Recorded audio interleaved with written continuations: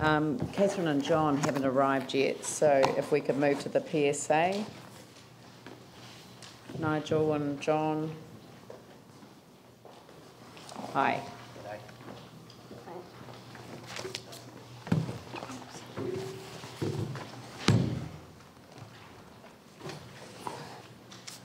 Slippage here.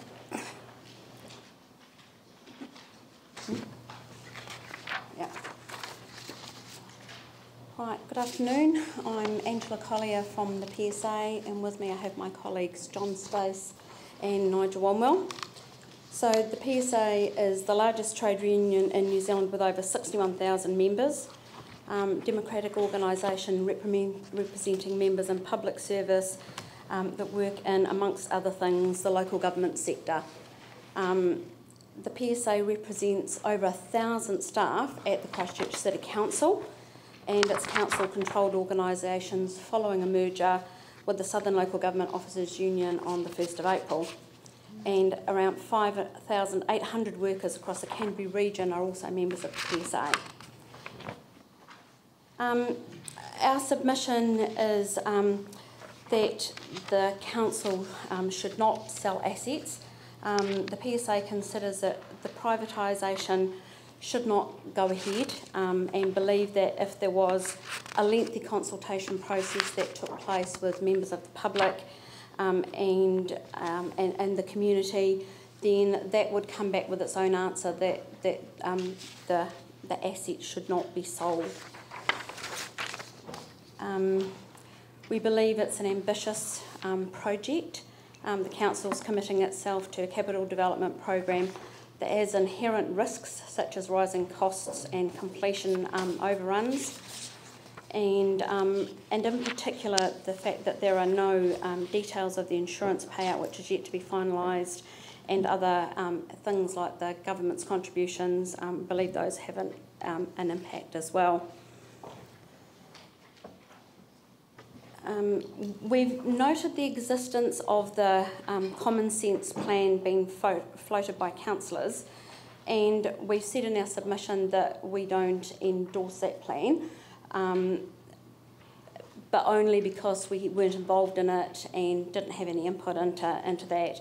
So we still agree with the principles involved in the common sense plan and see that it is a viable alternative to the proposal that the council is currently looking at as far as selling assets, and consider that with further discussion, we'd certainly like to be involved and have a look at that and to respond to any other proposal that doesn't involve selling assets. The council is a steward of the assets on behalf of all of the residents of Christchurch, both now and in the future, and we believe that it's really important that we hold on to those assets, that selling the assets is short-sighted, gives short-term gain for long-term pain. When those parts of the organisation, if they're sold off, will increase the costs to the public. So if we actually have a look at what happened in the Wellington area, where in Wellington they had two assets. So there was water that was kept in-house and there was the electricity area that was sold off. So over a 10-year period, the water rose by 17.5%, the cost of water rose by 17.5%, which was less than the rate of inflation. And the electricity sector that had been sold off rose by 295%. Which was well in excess of what inflation was. So the costs to the whole community for an asset that had been sold outside of the council's authority increased dramatically. So that's what happens when assets get sold, is that the private companies want to make more profits out of it, and that then doesn't focus on giving the return back to the community. The other concern that we have as well is that by privatising the assets, it means that the workers are in a vulnerable position, and that the workers that work in those council-controlled organisations, if they're privatised, quite often what happens in those areas is the general rule of thumb is that the terms and conditions and wages of the employees in those privatised companies actually get reduced. So that's a further cost to the community then of the income of those staff and what they're able to earn in the community. We believe that the council is a steward of their assets on behalf of the residents of Christchurch, both now and in the future, and to sell would be a betrayal of that stewardship of the role for now and for future generations. So we believe that those assets should be retained within the council's ownership.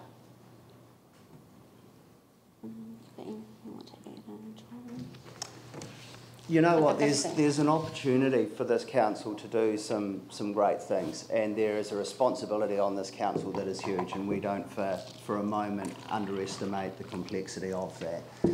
There is an opportunity, and we would strongly urge the council of the need to further consult on this plan, to actually to spend more time with the community, to contest, to debate based on all the information at hand. Once council has all the information at hand, once the process of ascertaining, you know, what is or should the central government share be, what is or should the insurance payouts be, that is the time to then make an assessment about, okay, therefore what do our strategies need to be going forward.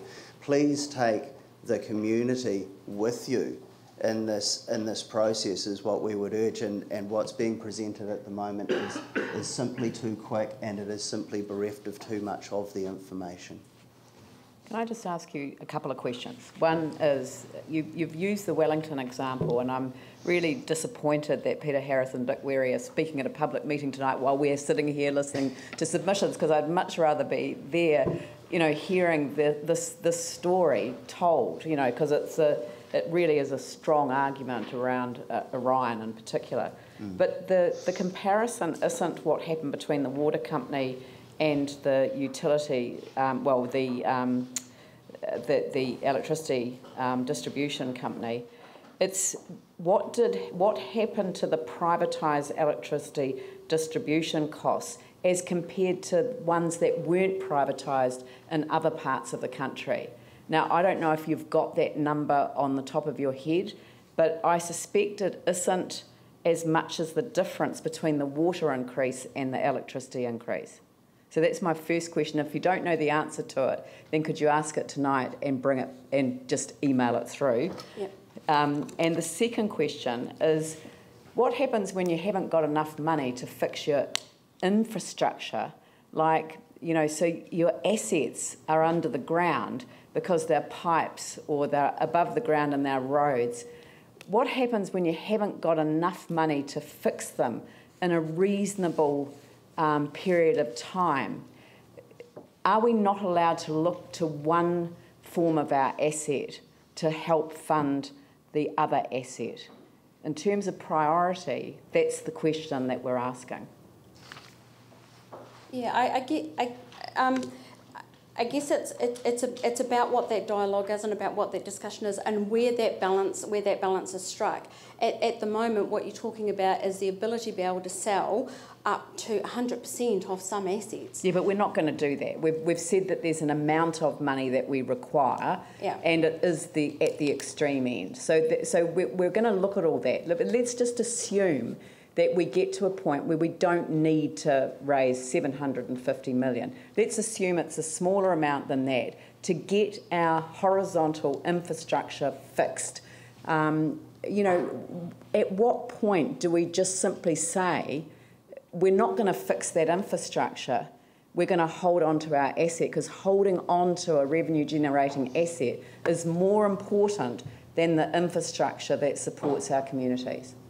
I think that what we're saying is that before we get to the answer, we need to know what the question actually is, and what we're saying is that we don't know and council does not know at this point actually what the question is, because not all the information is available. So you're saying that there might be a case. There may be a case for something, so but let's not rush to that point. It's not don't sell assets, it's don't consider selling assets before you've framed the question as one that actually gets the public to see what the choices are.